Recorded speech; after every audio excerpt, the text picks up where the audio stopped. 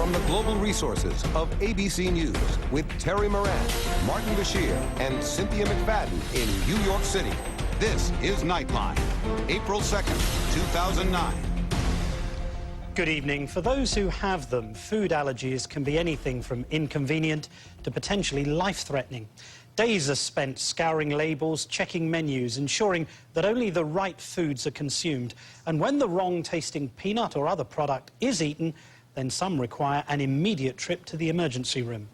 But millions diagnosed with food allergies may now have some cause for hope, because a new study has found that blood testing, the more traditional, less expensive way to diagnose allergies, may be wrong up to half the time. Case in point, the Ringstrom family. As Chris Bury now reports. For much of tiny Blake Ringstrom's young life, his severe allergies made food the enemy. A lot of GI problems, vomiting, the itching was constant. We had to put socks over his hands so that he wouldn't make himself bleed. Blake is so allergic to so much that until recently he was fed only through a tube implanted in his stomach. How long was Blake being fed by a tube? 2 years, no food. That seems extraordinary. It does, it does. But we just changed our mindset. We felt like this is helping him, this is his food. Some people eat with a fork, and for him, he eats with his tube. For 5-year-old Blake and his family from a small town in Minnesota, it has been an extraordinary and excruciating journey through a medical minefield. Even though an estimated 12 million Americans suffer from food allergies, diagnosis and treatment can be all over the map. Blood and skin tests, for decades the standard measures, revealed in Blake allergic reactions that were dangerously off the charts. Solid foods were restricted to only pork and white navy beans. We felt like we were kind of grasping at straws. He wasn't getting better, he wasn't growing, he was still kind of sick all the time. So they took Blake to the Mayo Clinic, where doctors decided a draconian move was the safest course: take him off solid foods altogether. It must have been hard for him. He sees other kids eating, and he can't. Birthdays were very hard. Because the kids are eating birthday cake. They are. Desperate for a more normal life, Blake's parents found their way to Denver's National Jewish Hospital, known for its pioneering allergy work. Here, Blake's allergies were tested again, using an emerging and promising technique known as a food challenge. Children like Blake are fed incremental amounts of the very foods they appear allergic to in a highly controlled setting. We decided that if we're here, we need to try this. You know, if he really is determined to not be able to eat forever, we just wanted to know for sure. He didn't know how to eat again.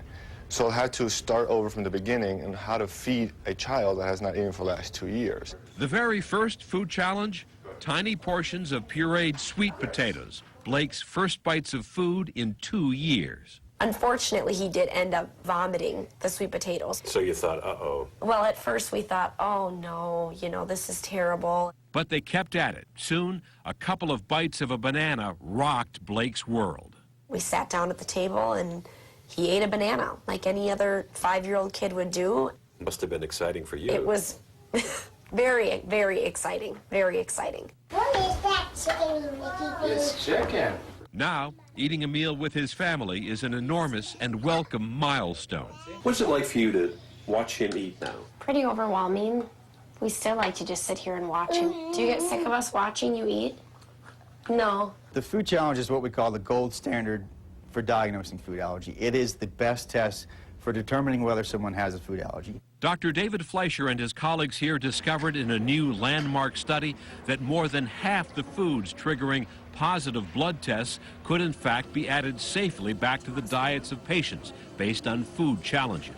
What your study seems to say is that there must be thousands of people in this country, perhaps more, who aren't eating foods that they probably could eat. The problem is a lot of people think they have food allergy. There are a lot of people that have reactions to foods out there, but not every reaction is a food allergy. That's what brings patients such as 5-year-old Ashley Garcia, rushed to the emergency room after eating an ice cream cone with nuts, the suspicion a potentially life-threatening allergy to peanuts. By the time we got there, her eyes were bloodshot red. Almost seemed like it was another layer of skin on top of her. She broke out in a rash. I guess I'm getting a little bit tired of that. You're tired of it? So Ashley will undergo a food challenge. The risk is another dangerous allergic reaction. It hit me last night. If it's going to happen, this is probably the best place for it to happen. Their goal is modest. What is your hope about today? Ashley's hope is that she can eat Reese's peanut butter cups. So gradually, beginning with only a ½ gram of peanut butter, a nurse checking for allergic reactions after each serving. Nothing's itching? Nope. Ashley's portion is increased. This one's bigger. Good. They stop at a full adult portion. Thank you. Ashley's wish comes true. How is that? Good. What does this tell you? You've been testing her since she's had 1/2 of a gram all the way up to 30 grams of peanut butter. She should be able to go and eat peanut butter. She should be able to be around peanuts and not have any reaction. So what do you think now? Peace of mind. I mean, that's what we were hoping, that everything was fine. Food challenges may be the emerging standard, but they can cost thousands of dollars. Less accurate blood tests typically run about $300.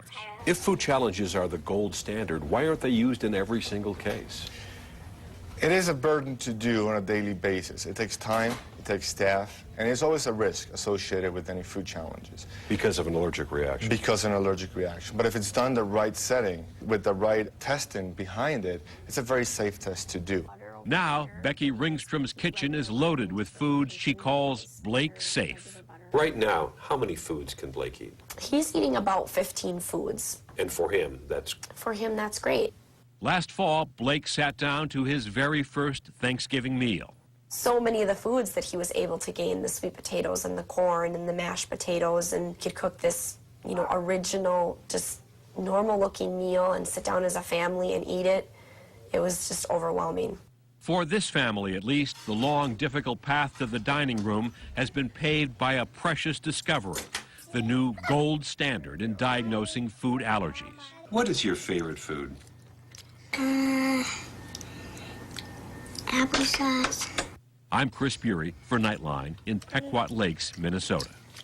A true Thanksgiving, and you can get answers to all your allergy questions, from foods to sinuses, on the health page at abcnews.com.